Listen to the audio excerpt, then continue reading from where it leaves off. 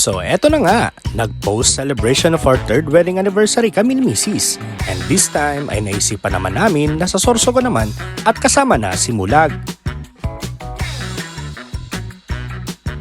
Kaya ayan, nag-stop over muna kami sa may seaside para makapagpahinga muna sa biyahe at makapaglakad-lakad din si Mulag.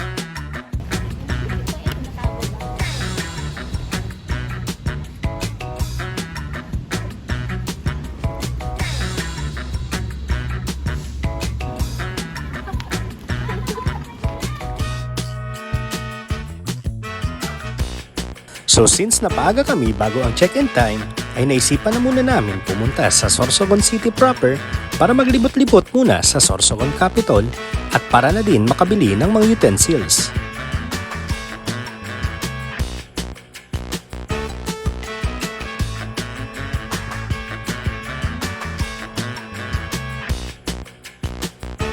At syempre, dito din sa walang kasawaan na Sorsogon Sports Complex.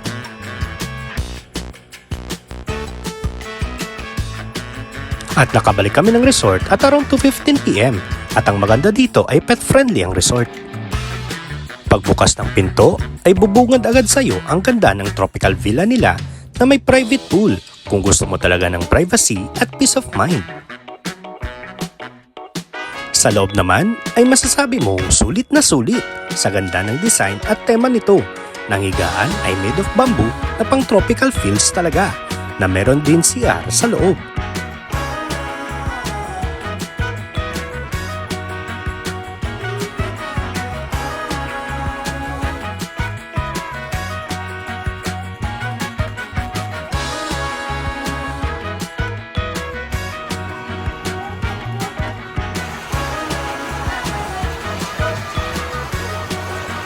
At ito naman ang upper view ng tropical villa.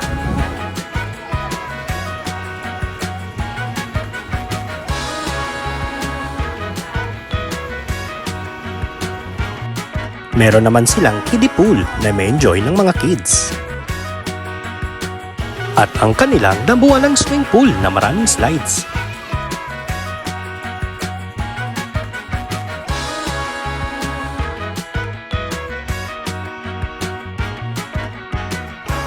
Kaya ayan, tampisaw agad kami na parang maisip bata.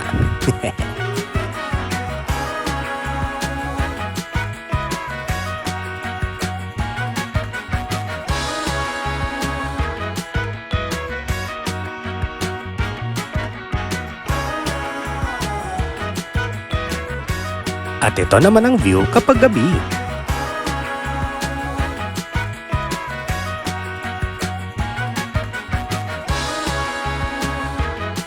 So since maga pa naman, ay gumala na muna kami ni Mrs. para mag-explore pa, para sulitin ang Sorsogon touring, hindi lang puro swimming. At syempre, ang destinasyon namin ay ang hindi pa namin napupuntahan na Plaza Escudero, kung saan makikita ang ribulto ng Our Lady of the Holy Rosary, the patroness of Kasiguran, Sorsogon. At dito makikita ang magagandang ilaw ng mga rosas na talagang mas maganda tuwing gabi.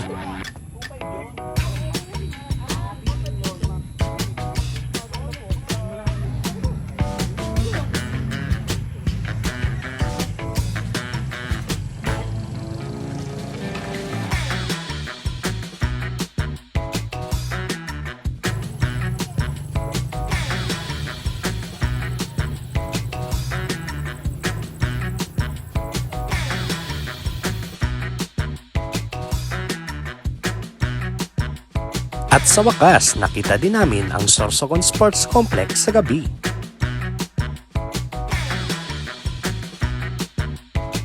So nakabalik na kami ng resort dahil inabutan din kami ng ulan.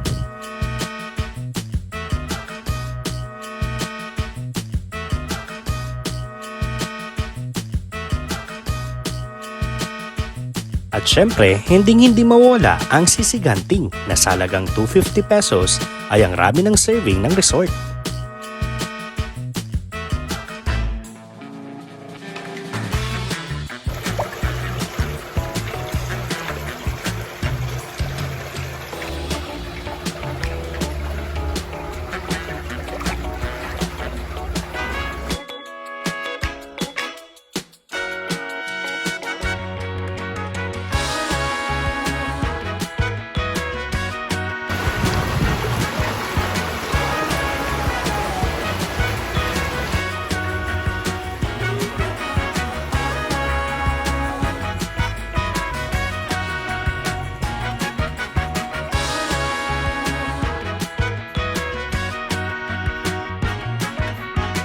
Sa lamig ng kwarto ay tsak mapapaimbing talaga ang tulog nyo.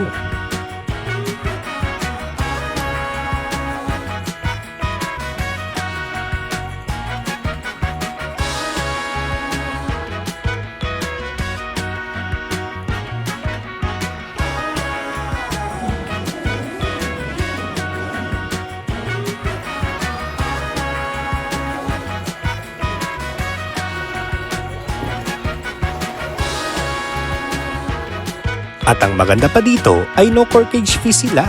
Kaya pwede ka magdala ng pagkain or mag-order sa labas. Pero dahil sa dami ng serving nila ay dito na lang ako bumili ng breakfast meal.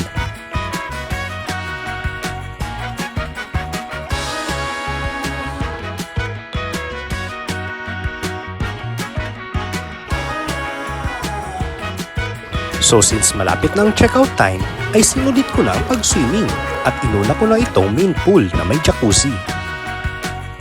At syempre, hindi pwedeng hindi ko ma-experience ang slide nila.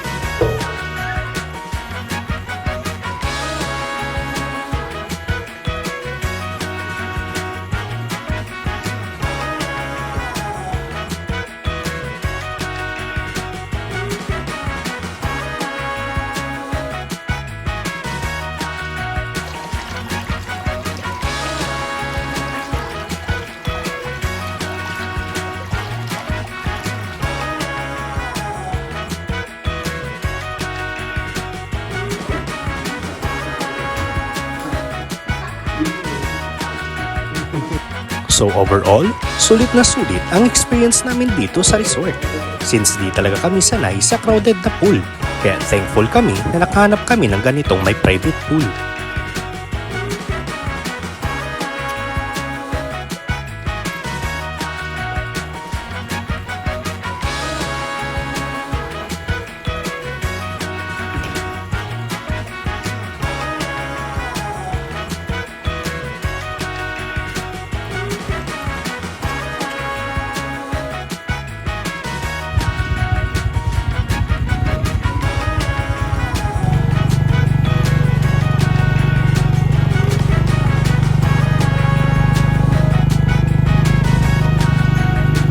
Kaya sa next year anniversary, saan naman kaya